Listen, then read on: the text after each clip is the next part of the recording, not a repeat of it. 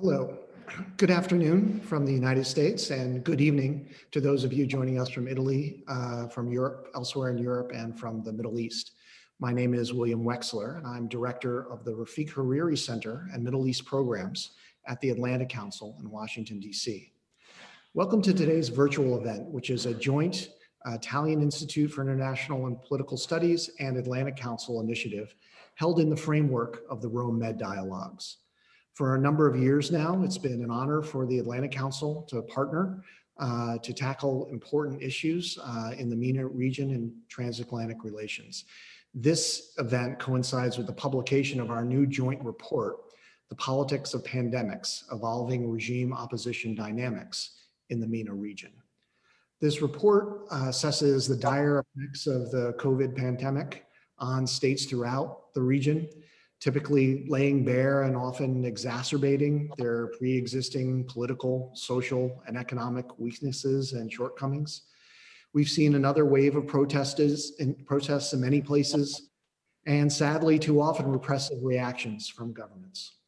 These dynamics will not simply disappear as the vaccines are distributed throughout the coming year. And so they will continue to challenge both local governments and policymakers in the United States, in Europe, who maintain both humanitarian concerns and vital interests in the region. Next month's inauguration of President-elect Joe Biden in Washington will offer a really important opportunity for greater cooperation between the United States, between Europe, and multinational organizations on these important matters. We're very fortunate to have Karim Mezran, who works with me at the Atlantic Council, and Annalisa Portugela lead this project for us, and you'll hear from Karim shortly. But first, I'm pleased to introduce our two speakers who have joined me today for a brief discussion on the region and what roles the US, the EU, and the UN should play in the years ahead. Very briefly, Senator Chris Murphy has served as a United States Senator from Connecticut since 2013. He's a key member of the Senate Foreign Relations Committee. He was, those of us in Washington know, he was openly discussed as a potential US Secretary of State. He previously served in the US House of Representatives, and before that in the Connecticut General Assembly. He graduated from Williams College and the University of Connecticut School of Law. Dr. Ghassan Salamé served as the UN Secretary General's Special Representative and head of the UN support mission in Libya until very recently. He also served at the UN as a political advisor to the United Nations Assistance Mission for Iraq, a senior advisor to the Secretary General as well. For most of his career, Dr. Salamé is a professor of international relations at Sciences Po in Paris, and where he's the founding dean of the Paris School of International Affairs. I'm honored to be the moderator for today's discussion. Without further ado, I'm going to pose my first question to Senator Murphy. Senator, you've written and spoken at length about what a progressive foreign policy should be for the United States. Can you tell us a little bit about what exactly that means for the Middle East and North Africa, and even more specifically, how should the U.S. balance its commitment to longstanding values and its longstanding interests in a region that's deeply challenged and compounded today by the pandemic? Well, William, thank you very much for bringing us together. Really honored to be here with Dr. Salamé, a big fan of the work that you have done around the world, in particular of late in Libya.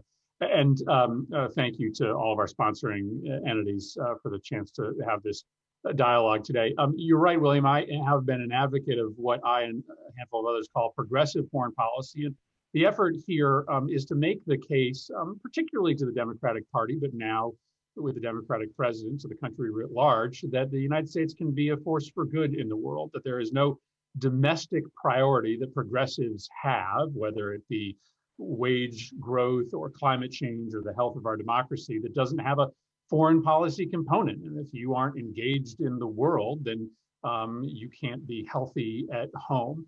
But it also means that we should learn lessons from the past 20 years and that we should be having some kind of awakening in this country about the over-militarization of American foreign policy and the disastrous results that we have regularly gotten around the world when we have attempted to unwind complicated political problems in far-off places with brigade deployments. So a progressive foreign policy, to me, is one that has America forward deployed, that invests with allies, understanding that there are no problems in the world today that can't be solved, that can be solved alone, but also one that learns these lessons. And when we think about the Middle East and North Africa, there is no sector of the world where there are more lessons to be learned about the ways in which we have misdeployed the American military, how we have relied far too often on arms sales, the transfer of military technology to try to solve problems. And so to me, yes, a progressive foreign policy is going to require the withdrawal of American forces from places like Iraq and Afghanistan. It is going to mean that the United States should be far more judicious in the way that we sell arms into dangerous regions of the world. We should be cognizant of how selling arms to our friends often just inspires our enemies and adversaries to buy more arms and to invest in weapons programs. We don't want to be fueling these arms races if we have other choices. But it is also about figuring out how else we can be influential. In Iraq today, for instance, we are spending about 4 times as much money on military purchases for the Iraqi government as we are on economic assistance. We are having, frankly, a hard time finding enough stuff to buy for the Iraqi military to spend $1 billion a year that's appropriated. And yet there are 100 times more reconstruction projects, especially in places like Mosul, than we could ever fund with US dollars. China opens doors in the MENA region, yes, sometimes through arms sales, but mostly through economic diplomacy and statecraft, because they are just much more nimble about how they can project strength through the export of their economic system and access to their market. The United States should be able to do the same. We should be supersizing our development authorities. We should be doubling the size of USAID and the State Department. Well, some of our allies in the region may be a little bit unhappy if the security partnership is slightly more nuanced or slightly smaller or less generous than it has been. I think there are other ways that we can maintain these relationships. Lastly, we just have to reemerge as a constant irritant on the issue of human rights and democracy. We are not going to play a zero-sum game in the Middle East in which if you don't immediately make yourself like an American-style democracy with full participatory rights for your citizens, you're going to have relations cut off with the United States. But it has always been to our benefit, and I think to the world's benefit, for the United States to always have human rights, freedom of the press, and democracy promotion on the agenda when we're talking to Egypt, when we're talking to the Saudis, and we have to put all of those conversations back into the mix, not expect a sea change, but understand that progress on a yearly basis is enough in that region of the world. So that's, I think, what underlies a progressive foreign policy vision in the Middle East and North Africa. Well, thank you very much. Dr. Salamé, just picking up on something that Senator Murphy, stressed there in the human rights and democratization, the region has long been challenged in this regard. The pandemic is not helping. Can you help all of our viewers understand what the long-term impact of the pandemic is going to be in this regard?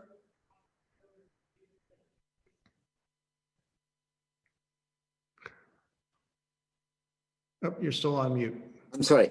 Thank you for this invitation to be again in the Med Dialogue. Thank you for being with Senator Murphy on this panel. I would like to say that contrary to what happened in the United States, where certainly the pandemic has had its effect on the elections, or in Europe, where it incited a big dialogue, a big debate between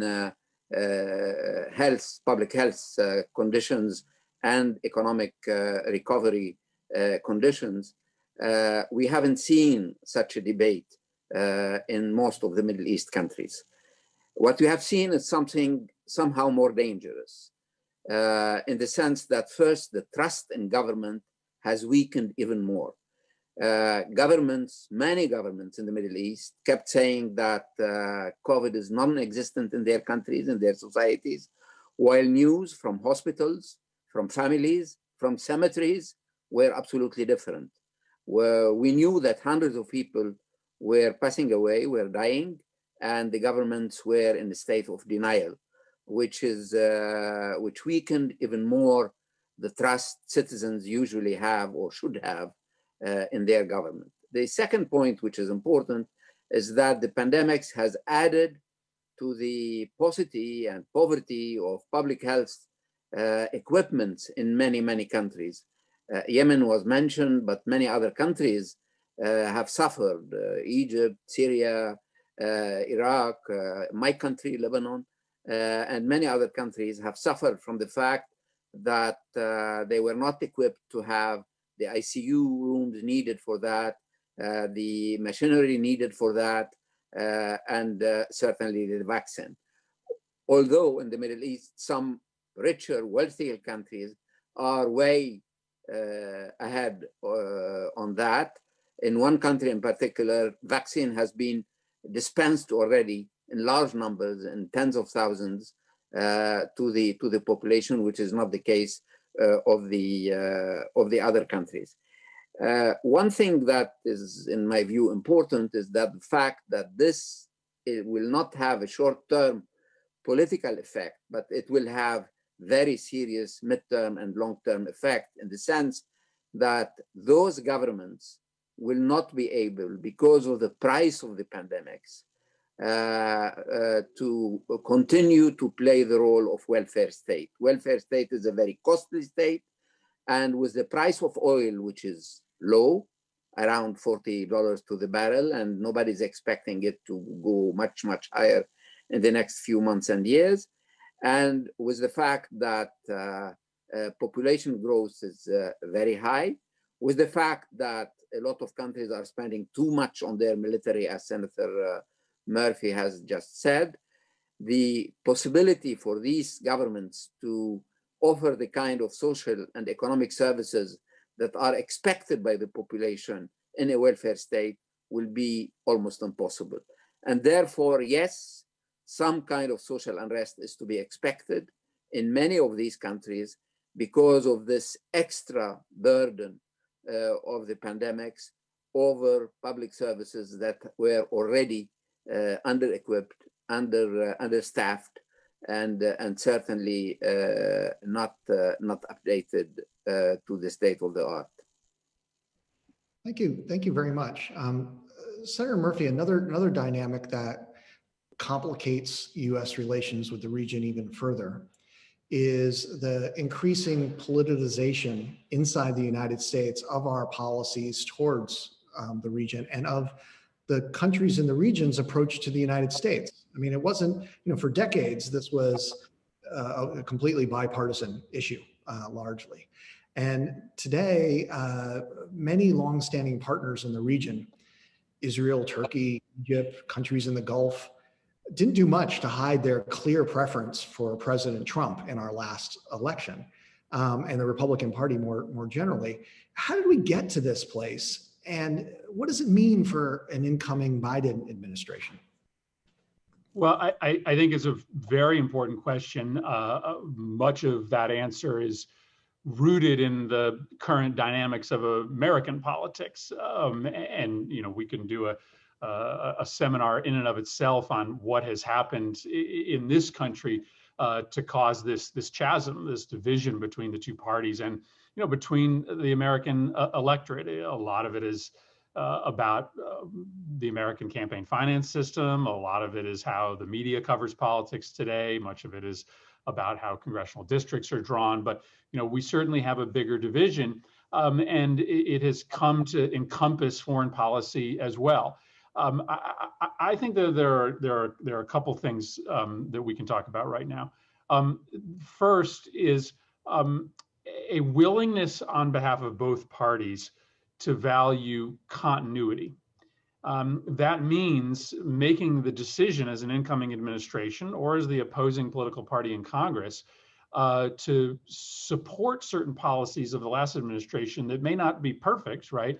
But are important to effectuate in the interest of not forcing the rest of the world to engage in this sort of yo-yo or roller coaster of American foreign policy. And I think it's important for Democrats and for the Biden administration to pick some areas of Trump's foreign policy that they may disagree with, but are not so cataclysmic that they couldn't continue, to show a signal that we are going to place some value on continuity. Now, Trump, of course, had a perfect opportunity to do that in the Iran nuclear agreement. He could have objected to the agreement, but decided to stay inside of it as a means to show that continuity. He did not. I would hope that there may be an opportunity for President-elect Biden to make a gesture like that. But second, there are some decisions being made right now by the Trump administration that are incredibly alarming. The number of major decisions that this administration is making in a lame duck Congress that seek specifically to try to bind the Biden administration to limit their choices. I'm talking about the withdrawal of forces from Afghanistan, the arms sale that's been announced to the UAE, the potential naming of the Houthis as a terrorist organization. These decisions, frankly, exacerbate this politicization of American foreign policy, because it shows that even after an election, a president is going to try to use whatever tools is necessary to affect the foreign policy choices of the next administration. And so I was on the phone with the State Department as late as yesterday, pleading with them to slow down these last-minute changes, because I think that will give us the chance to talk about this value of continuity when the new administration is sworn in. Thank you very much. That was really interesting. I think there's an awful lot more we could have if we had more discussion we could have on that if we had more time. Dr. Salamé, I want to talk also about these other countries. Many of them in the region have over the last decade or so significantly expanded their military operations outside of their borders. The US does it, France does it, other countries, Iran, Turkey, Russia, Qatar, Israel, Saudi Arabia, the UAE, Egypt, either have forces engaged outside their borders in the wider region or providing support to local forces, or both. This is something you talked a lot when you were special representative. How can this process be reversed, both in Libya and more generally across the region? Well, you have what I call the deregulation of force. This is a process that is hitting the Middle East big time, which means what? Which means that we were used to a large extent to intervention by great powers, the Soviet Union, the United States, etc., or the old colonial powers. What we have seen in the past few years is that there is a deregulation of force in the sense that whoever has the means to interfere somewhere else is doing it. So you have new players from the region interfering very much in the regional affairs. And this takes sometimes direct interference by using your airplanes to go and hit another country. This is happening, but more subtle ways also are happening. Financing wars is taking place at a very large scale in Libya and elsewhere. More importantly, the use of mercenaries is very serious. We estimate the number of mercenaries on both sides in Libya today to be beyond 20,000, and sometimes playing a major role in the fighting on the front line. And those mercenaries sometimes come from the country paying for them, but more often than not, they are hired from third countries, which means that you have a triangular game of people paying for mercenaries from one country A to go and fight in country B. That is why when we met in Berlin summit in order to try to find a solution to the Libyan crisis, we put the return of mercenaries to their homes as a number one objective, because they are changing to a large extent. They are a violation of the country's sovereignty, but they are changing the balance of power, the natural balance of power you would have in these societies. So you have all kinds of interference. You buy weapons, you sell weapons, you give weapons, you give money, you pay mercenaries, you interfere directly in the fighting. And we have seen all this in many countries of this part of the world. In Syria, certainly, and in Libya, even more, because the military manpower in Libya is limited due to the fact that the population is not a very big one.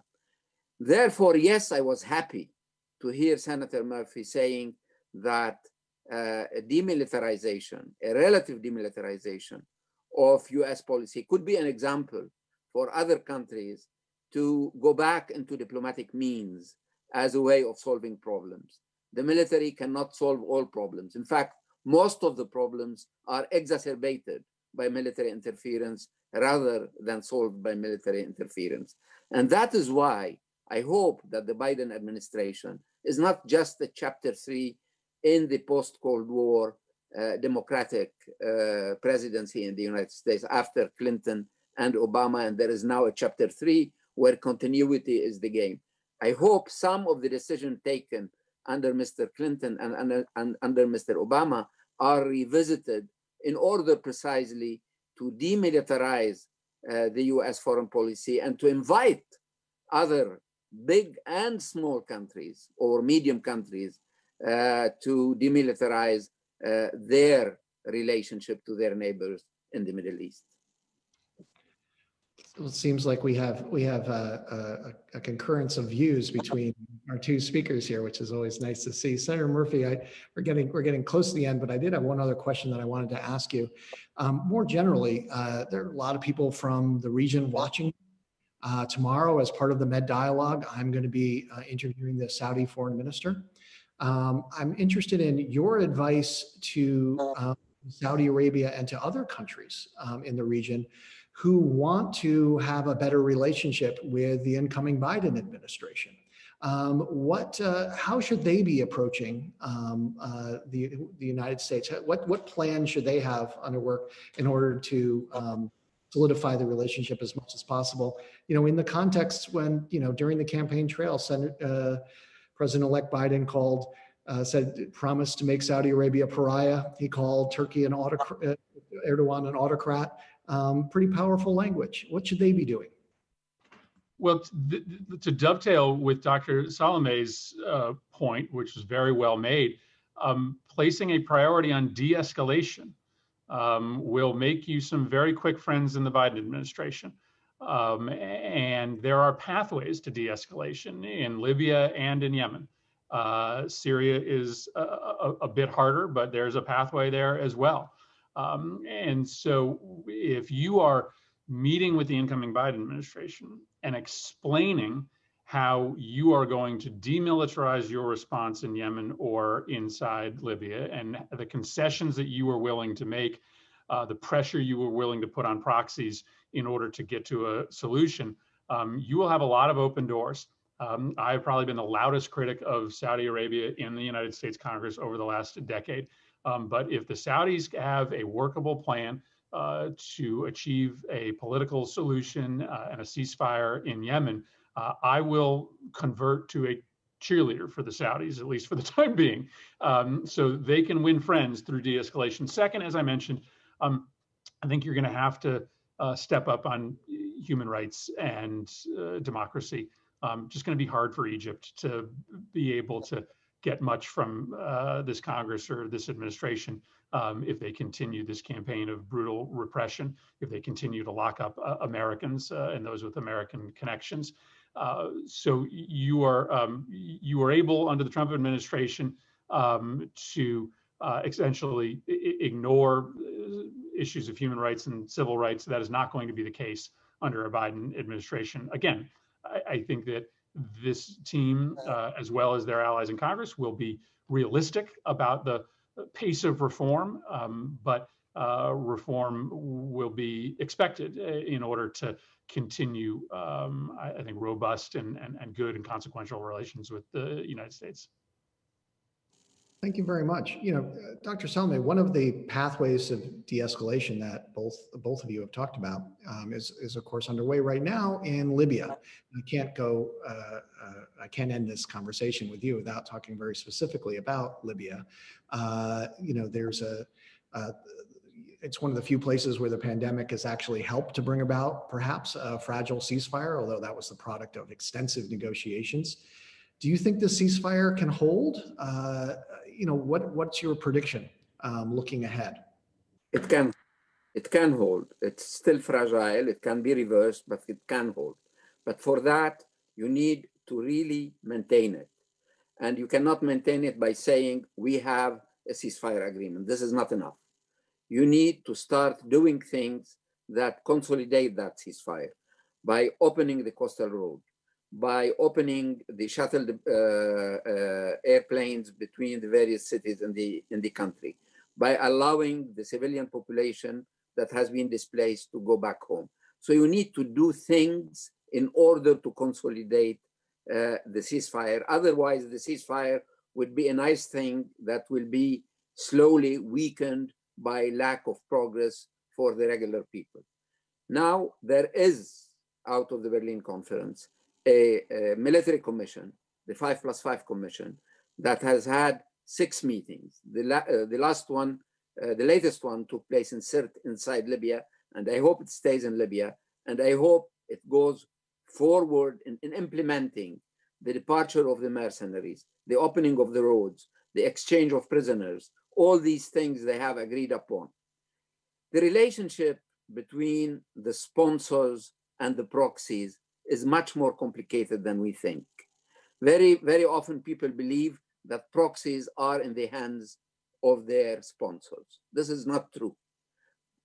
Sponsors use proxies, but proxies very often manipulate their own sponsors into bringing them into more activity to their side in this kind of conflict. We have a ceasefire in Libya. The ceasefire, if it's left to itself, will remain extremely fragile. We need to go forward and implement the various decisions taken in Berlin and taken in Geneva in order to make it. And we need to support it with the 2 other tracks. The economic track first, that calls for an audit of the central bank, that calls for the unification of economic and financial institutions.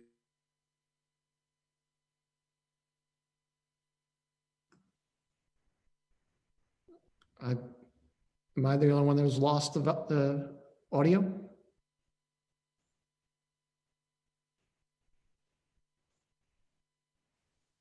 Yeah, I can't hear him anymore. Prepare the country for the elections of December 24th, 2021.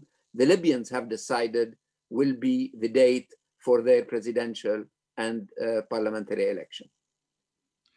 Thank you very much. I think we had just a little bit of technical difficulties at the end there. We heard most of what you said, but at least I didn't hear a little bit in the middle. But in the interest of time, I want to very much thank you, Dr. Salamé. I know you're going to be sticking around a little bit more, and thanks Senator Murphy for a really interesting conversation here that spanned a great variety of topics of critical interest in the region.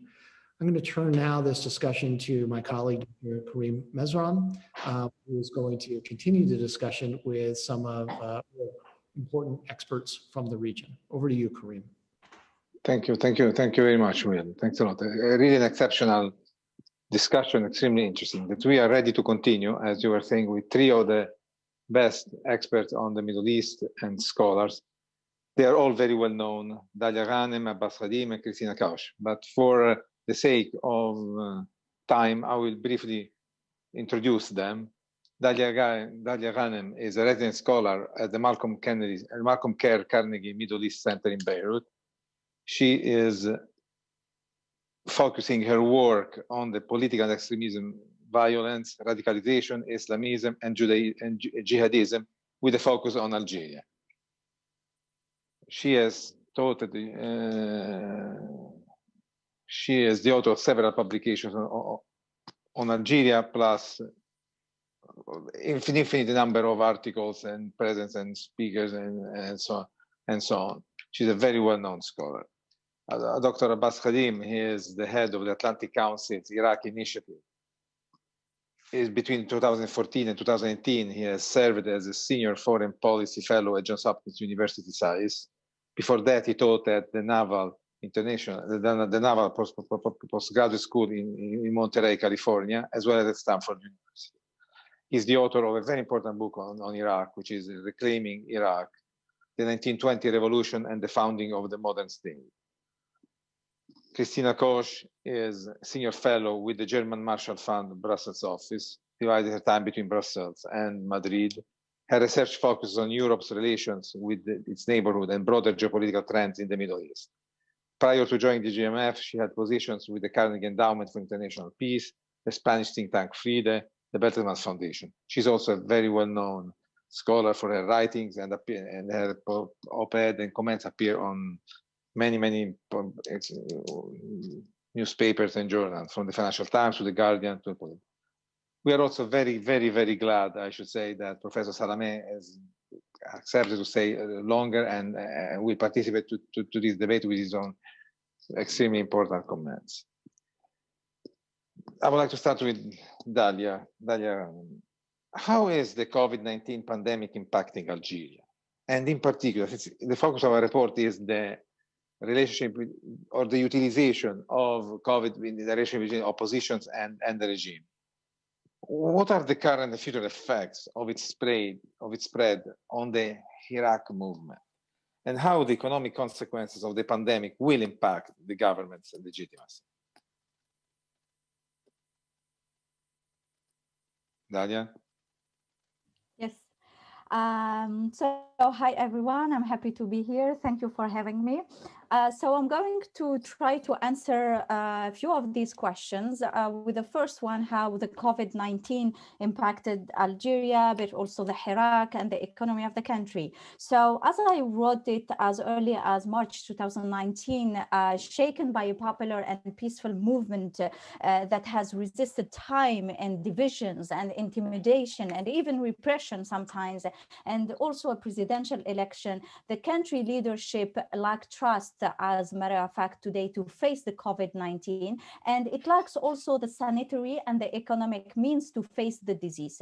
So to start with the trust, there is the social capital that is needed for any political system. Public trust in Tebboune and his government were so low at the beginning of the pandemic that when the pandemic started, the Iraq, the popular movement, did not want to stop its demonstration. And despite calls to stop and to refrain, the people went down on the street and they took up to the street for the 56th Friday. And actually, it took, if I may say, trust in Algerian authorities was so low that it took artists, a football player, musicians, writers to convince the Algerian population not to take up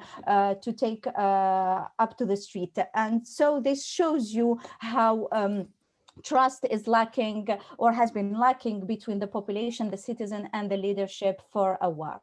But in addition to that, the country was unprepared for such a pandemic, as the health system in Algeria, coupled with a dysfunctional bureaucracy, has been in a poor state for years with several shortages. So the healthcare sector in Algeria, basically, in a few words, is mainly state-run, developed, of course, with a focus to guarantee free access to everyone. But again, the quality is not there. And this health system faces major challenges: poor and inconsistent services, a lack of operational medical equipment, a shortage of medication, and weak planning, organizing, and monitoring mechanism. So we have, on one hand, the lack of trust.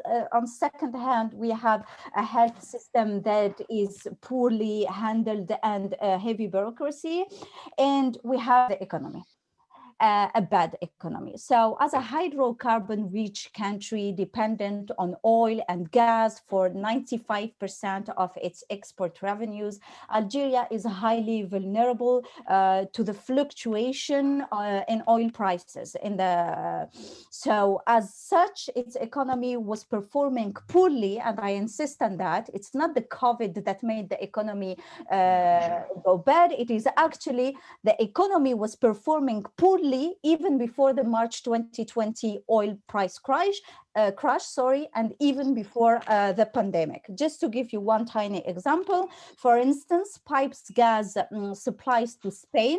Spain, that is a key customer for Algeria, were down 48% in the first 2 months of 2020, before Spain was hit by the coronavirus. Same things goes for Italy. So even as oil prices are collapsing, there has been a growing need to spend more money to address the pandemic, with more than 83,000 confirmed cases and 2,400 deaths as of today. The Algerian authorities have to spend more and more money to face this pandemic.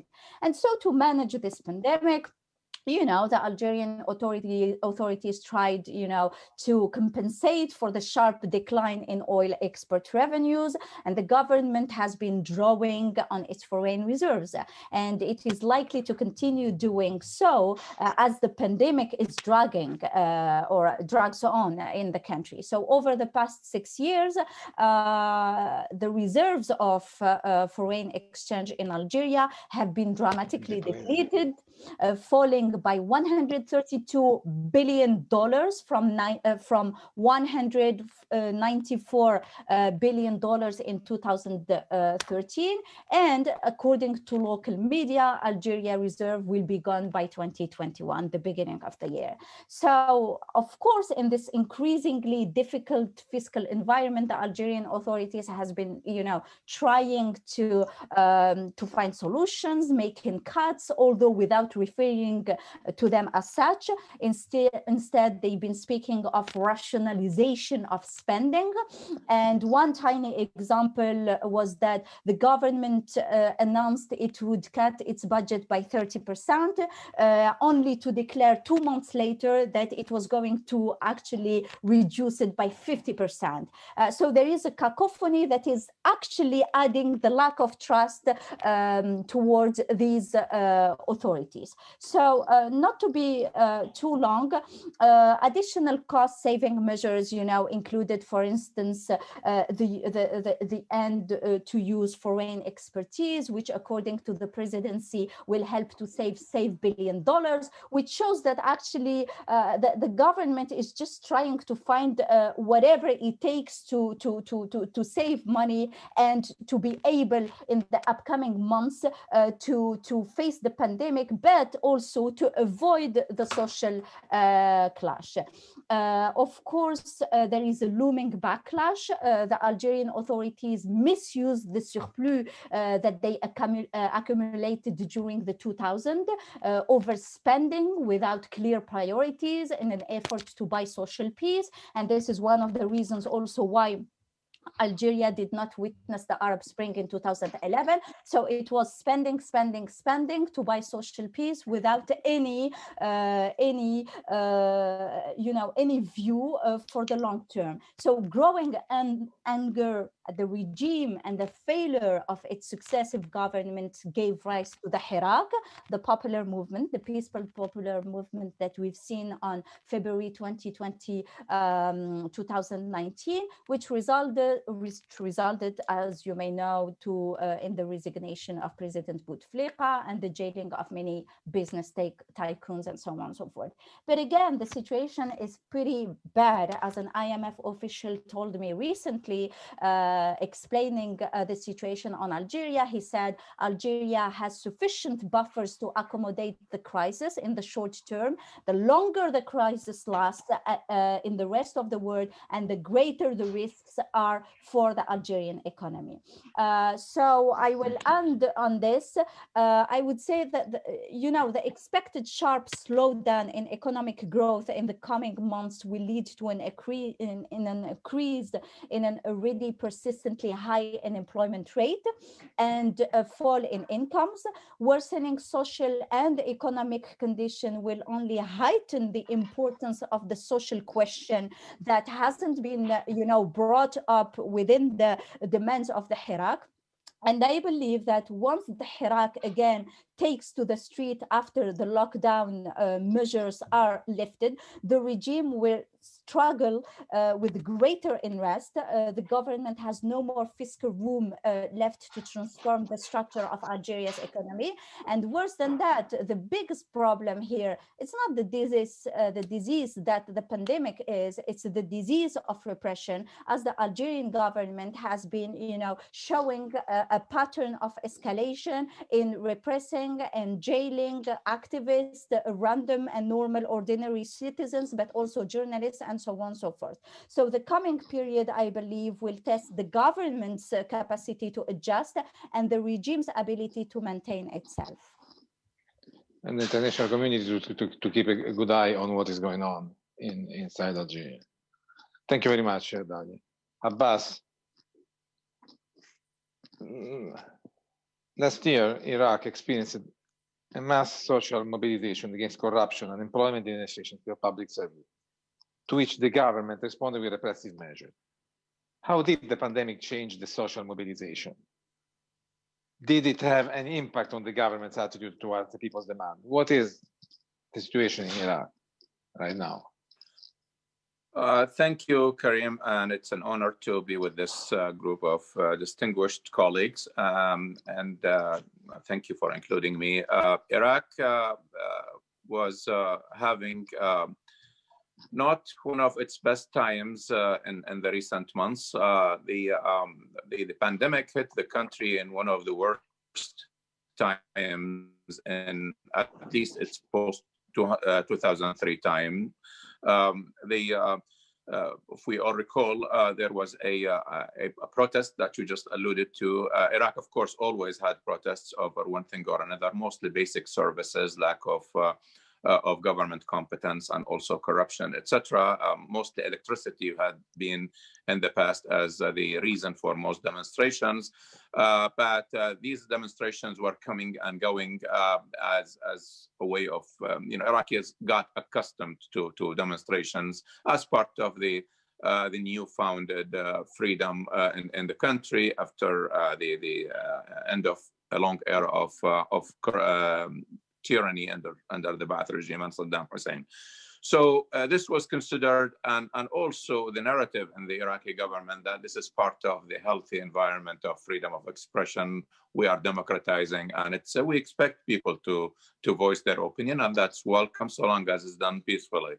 What changed in October of 2019, and I was visiting Baghdad mid-September to the first week of October, so I saw the first week of the protests, was that the fatalities that happened. There were clashes between the protesters and some security forces elements, and also some other parties that are not under state control. Iraq has a lot of weapons that are out of state control, and people died. But as the time progressed, over 700 protesters lost their lives.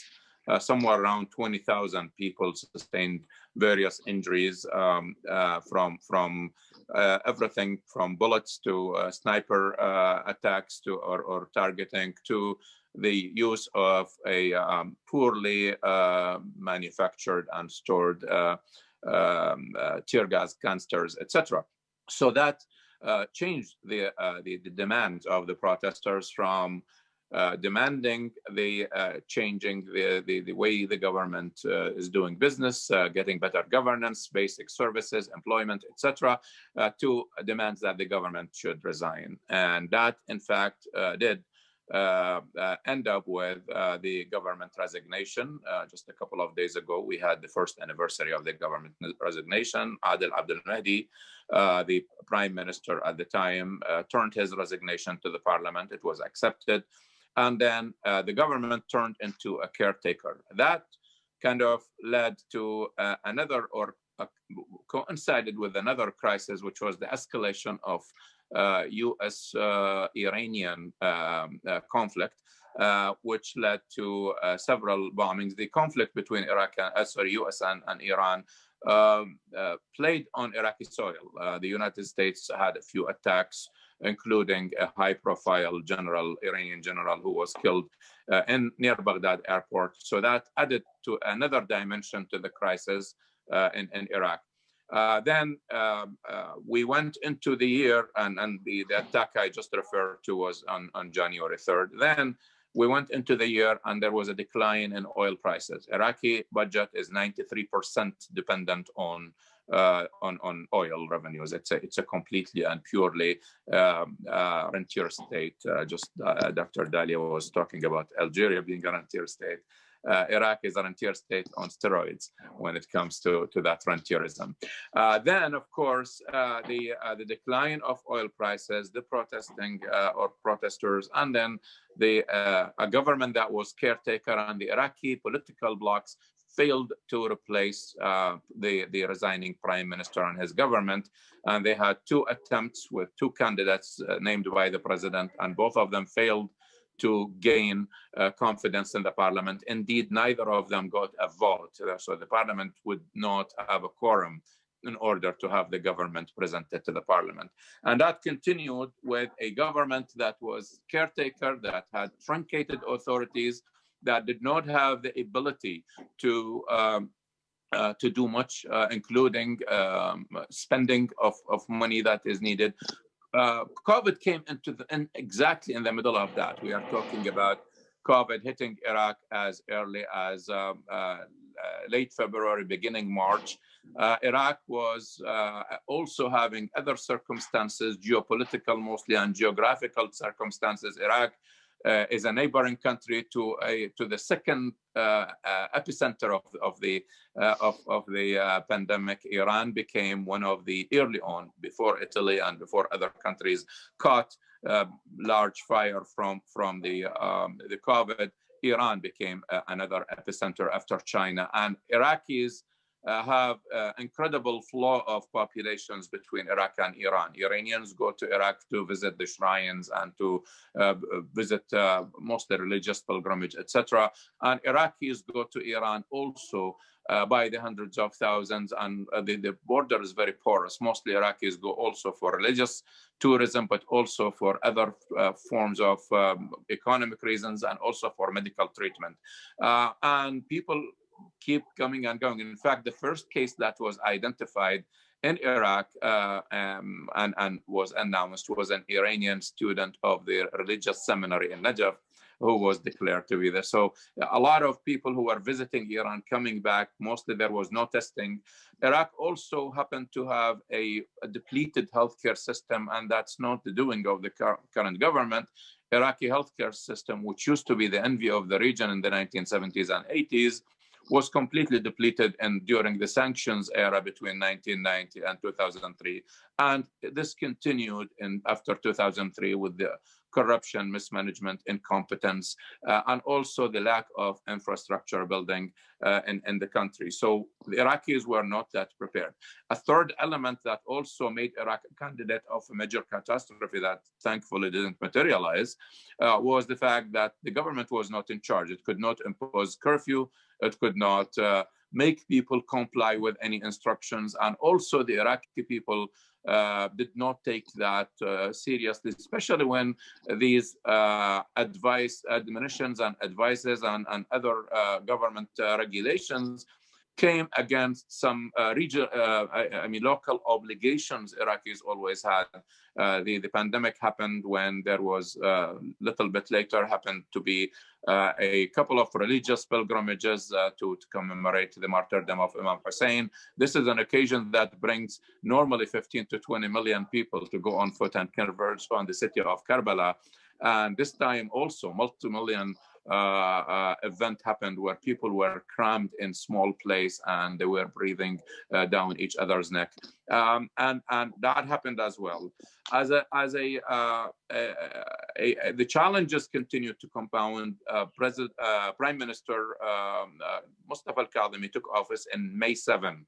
That was when the government with full authority and full capabilities was seated. But there was not much to do. As I said, they were facing a quadruple crisis, from the political division to the economic challenges to the low prices of oil, and then COVID on top of that. The government, I would say, did as extremely well compared with what the capacity that it had. Also, it received a lot of help from non-government forces. The Marja'iyya and the religious authority in Iraq had tremendous resources that put them at the disposal of the health authorities, including building makeshift hospitals, increasing hospital beds, getting oxygen available. Many Iraqi people who had factories that were closed for oxygen, they reoperated them to distribute oxygen tubes for free. So there was a manifestation of an Iraqi sort of local mobilization to meet the challenge. But as a result, Iraq lost some iconic figures, both in politics and also in other areas. Athletes, artists, some politicians, they lost their lives to this pandemic. Ultimately, I would say that Iraq did not do as bad as it was expected. The deaths of Iraq stand at about 12,340 as of latest I checked. Deaths. The worst day of recorded deaths was around June 22, when there was 122 deaths of a population of 40 million or close. And then now the recent in late or last days of November, we talk about 23 to 24 registered deaths by day. The total cases in Iraq that were announced and recorded were about 557,000 cases. So with what we were looking at Iraq and the depleted shape the country in, the lack of preparedness, the lack of political will, I think Iraq did not reach a catastrophe that some people expected based on pre-reading or forecast of what was going to happen. But still, the COVID hit the country hard in other ways, not just deaths and cases. As I said, Iraqis mostly, there are 8 million Iraqis who draw salaries from the government in one form or another. If everybody supports 5 people, that's your 40 million Iraqis. But there are also people who are totally dependent on day laborer kind of wages, or if they don't get a salary, there is no welfare system. There is no way other than, in fact, the generosity of Iraqis to one another that pulled very well in this time. But many people were hit hard if they didn't have salaries. Those who have salaries, they continued business as usual. But I think, again, it is a mixed story. There are positive and silver linings that one can point, but there are also some things that could be done much, much, much better had Iraq been preparing for situations like this in the past 16, 17 years. I'll stop here and thank you. Thank you very much, Abbas. Very, very nice. Kristina, after the US election, do you foresee a transatlantic realignment on significant dossier on the MENA region? Which regional dossier will be the most affected by this change in the White House, according to you? Thank you, Karim, and well, thanks for having me. It's lovely being here with all of you.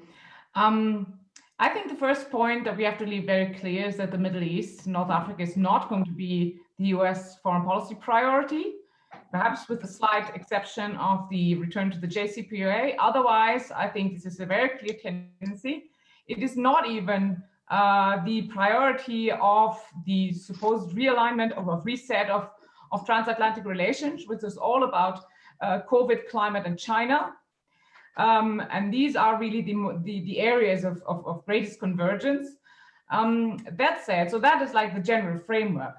That said, there are of course a lot of expectations on the European side of areas where the US position might move closer to the European position. And as I said, I mean, the most obvious thing is the US return announcement to the JCPOA announced by Biden already.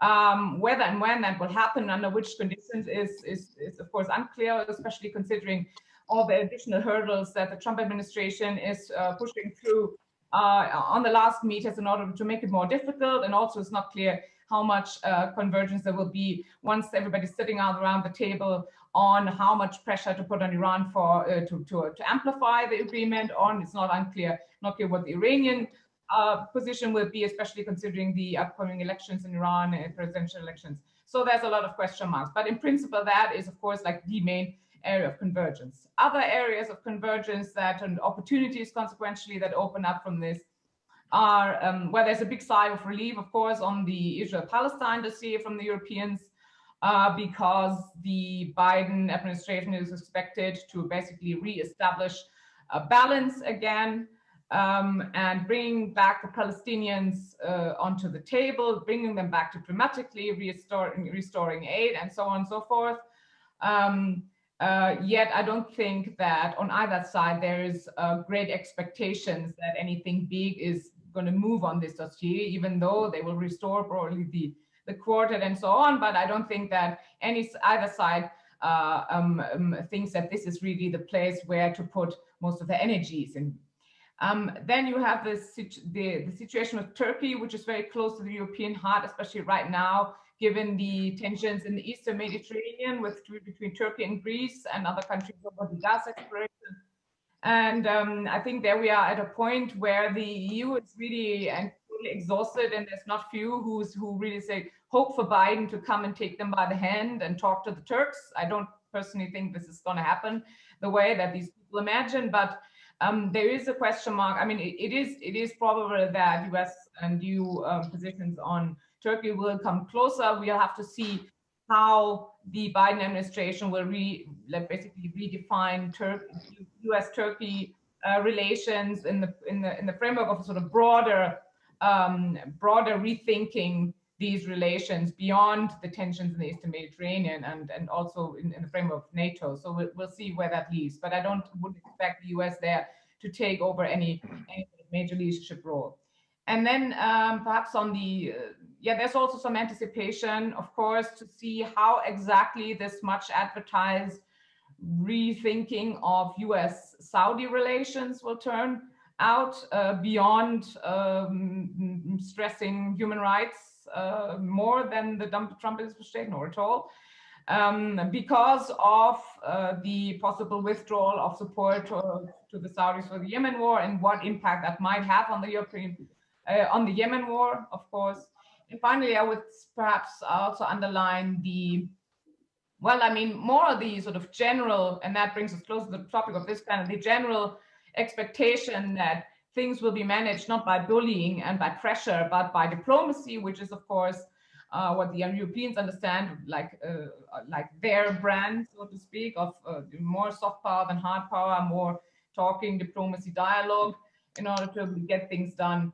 I don't think that the US will, that there's going to be much convergence on the North Africa file, on Libya, much US in terms of much US engagement that will kind of alleviate the burden on the European shoulders of basically establishing security in their neighborhood in their own right. I think there's still an expectation from the European side that this is going to happen. I don't think it will, and I think that there will be convergence, I think, on the human rights front. We've heard from my previous speakers, a lot of the ways, and also was in your report, a lot of the ways in which the pandemic has led to the manipulation and instrumentalization of the pandemic for greater repression, for repressive legislation, and so on. In that sense, it reminded me a lot of times of basically the pandemic is the new terrorism as a fig leaf for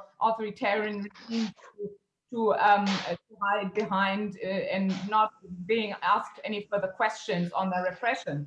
And I think in that sense, there will be great alignment. I think both the US and the EU will be outspoken, but I really think that in the current geopolitical situation, I wouldn't expect that sort of normative support to go much beyond human rights. I don't think that either the EU or the US will be keen on pushing a lot for systemic change in the region right now, especially for the EU, because it is like caught in this coming of age situation where it has to find out how it can get, take responsibility for its own neighborhood, which comes in the context of this whole ongoing the inner European debate on strategic autonomy, strategic sovereignty, and so on.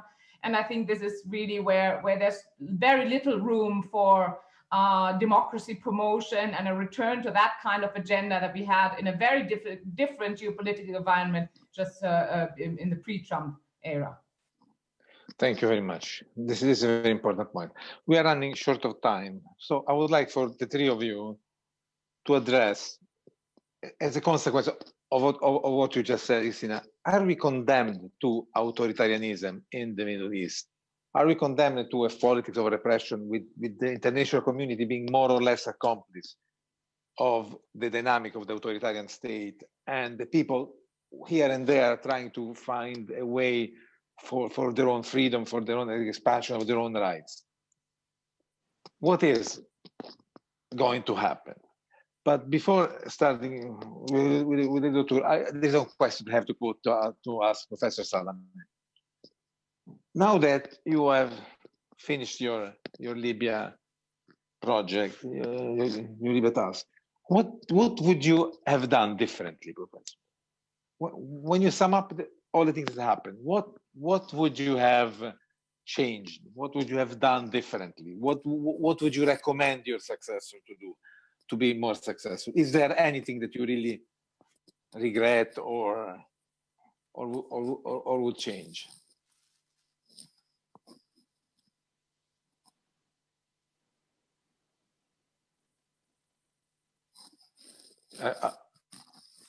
Are you there, Professor?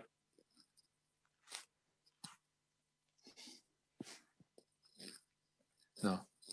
Okay, maybe he left. Then let's go back to Dalia. The question I posed before for the three of you to debate, if you can. Yes, This sure. is this dynamic between authoritarianism and international consensus that let's not change the system, let's not do that, and the people pressures more or less strong in almost every state, trying to come out with a different system. Mm-hmm. How do you see that in Algeria, in Lebanon, whatever you have idea? Yeah, Dalia. I think this is true because it happened in 2011 and it didn't happen in some countries. And then we had what some call the second wave of the Arab Spring. So we've witnessed countries like Iraq and Lebanon and Algeria and Sudan that had a popular movement. And I think what is interesting in that is how each movement learned from its own mistake, from the past of every country, and how they learned from each other. It was very interesting, for instance, to see that when the Sudan revolution happened, it was happening also in Algeria, and both country and both popular movement were using the same technique. They were insisting on the peacefulness of the movement. They were insisting on the relationship between the military and the security forces and the people, and so on and so forth. So I think there is a pattern, and this is a trend that we are going to witness for the upcoming months and maybe years. However, as you said it, what is worrying or worrisome is that we have population that are resilient, but in front of them we have regimes that are very resilient as well. If we speak about the Algerian case, for instance, we have a regime that has been, there since the independence of the country in 1962, that adapted. Okay, we went from a fully authoritarian regime under Boumediene, then to a semi-authoritarian with an infitah in 1989. And then we had a regime today that is neither fully democratic nor fully authoritarian, and that is mixing between, democracy and authoritarianism. And so the question is, with this popular movement that has been going for a year and that has been peaceful, not attacking police, not attacking security forces, what is the regime going to do? Are we going to witness, a coming back to the old tactics, to the old, self, if I may say, and going back to authoritarianism, or are we going to see a regime that is also going to readapt? And if adaptation there is, what kind of forms it can have?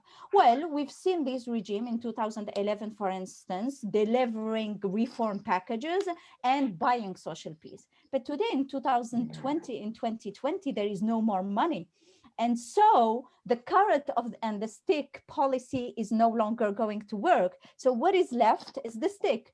So the question is, to what extent they are going to use repression?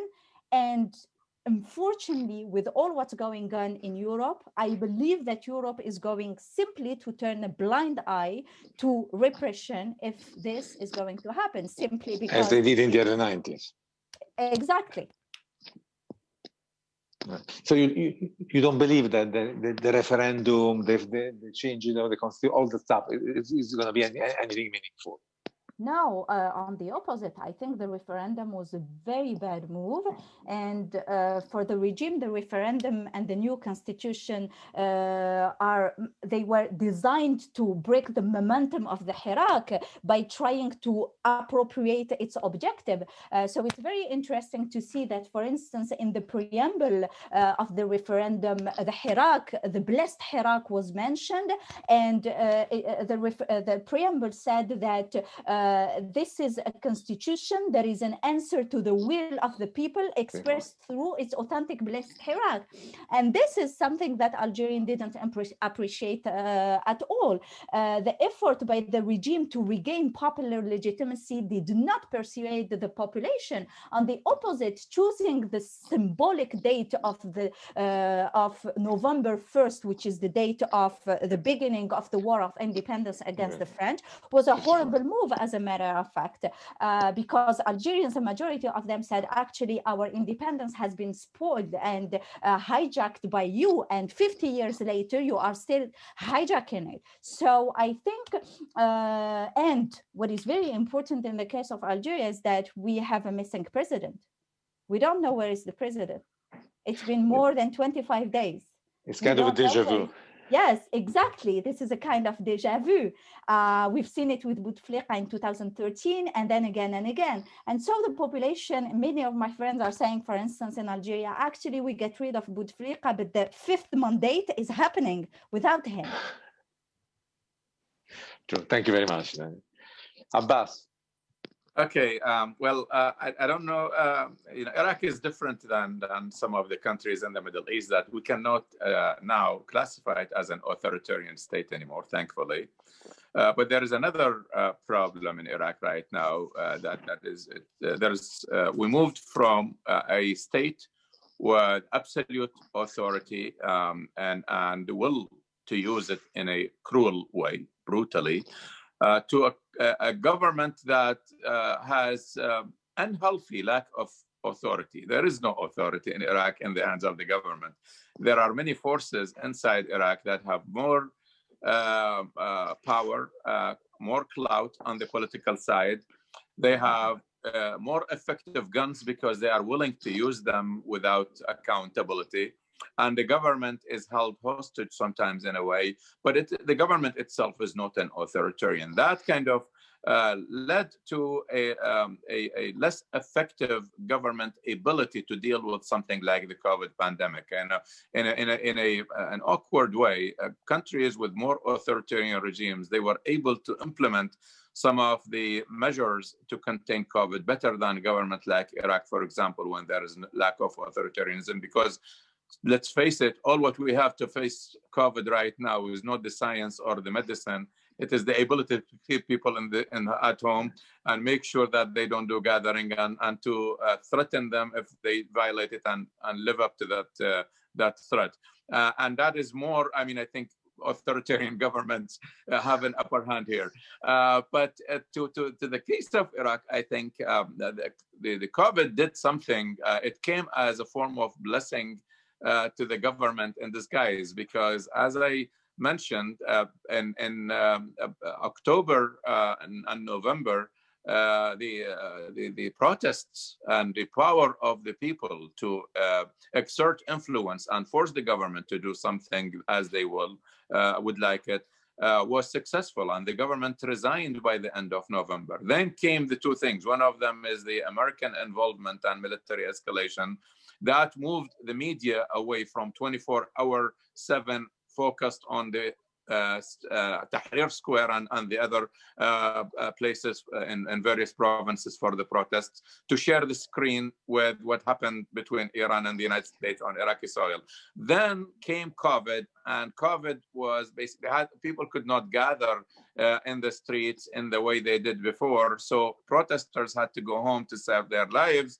And then the government felt that they could breathe again. And we moved from in November and in December, where the government was seriously considering and working for true reform, legal, constitutional, and otherwise political, to a way of reversing or reverting back to the worst act of quota system and apportionment as they used to do in the past, that caused the demonstrators to come. So they were benefiting from this. But I think, in a way, Iraq is different than the other countries in terms of there is still a belief among the people at large. They don't want the system to fall. If they protest, they want either the government to fall or certain people in the government to fall. But they are still believing in the constitution, believing in the political system, believing in the democratization process. And that's a good thing as long as it lasts. That is Iraq. I think there are other countries, one can look at them country by country in the region, and each one of them had their own circumstances. And I think you could, just like Dr. Dalia mentioned about Algeria, you could even look at case studies like Jordan, like Egypt, like Saudi Arabia and other Gulf countries. Each one of them faced the pandemic and either benefited or lost from it in terms of regime longevity and the challenges that the regime faces from social and political forces that exert legitimate demands for change. But Iraq, the change is different than the nature of change that we saw in the Arab Spring, because it's a change for people who want to maintain the system, fix it, but get rid of the actors who are unruly or corrupt or incompetent. Thank you very much, Abbas. Conclusion, Kristina. God. Well, conclusion is I don't know what's going to happen. We expect you to tell us.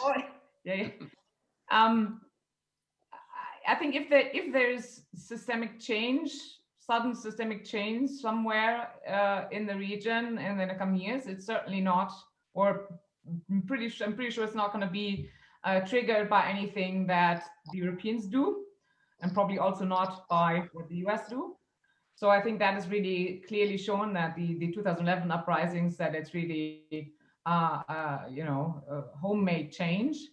And I think as things are going, I hear this over and over again in the last weeks and months, that we're really in separate spaces heading towards a sort of pressure cooker environment again. So I think it's heating up again. It's not unlikely that we are actually seeing more uprisings, more explosions.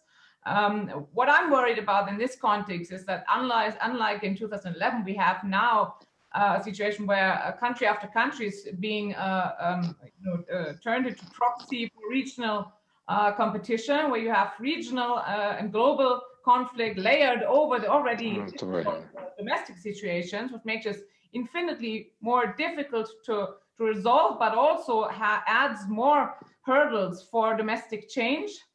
So that is really what worries me. What a combination of sort of regional proxy constellations and meddling with a new wave of uprising would mean. And finally, maybe just to say, we've been discussing mainly the sort of immediate impact of the COVID crisis, but let's also remember that the southern Mediterranean countries are all very heavily intertwined economically with Europe, that now suffers a crisis of consumption. There will be unemployment. So the sort of delayed economic impact of the COVID, COVID in Europe on the economies in the southern Mediterranean is still to come, and I think that will even, up in the temperature even more. Well, let's hope well. Thank you very much, Kristina. Thank you very much, Dalia. Thank you very much, Abbas. It's been a great panel. Unfortunately, we have short time. I would have loved to go for another hour with the three of you. Really. Thanks a lot, and thanks to ISPI and the Atlantic Council for this panel. Have a great day and a great weekend. Thanks. Thank you, Karim. Bye. Thank you. Bye.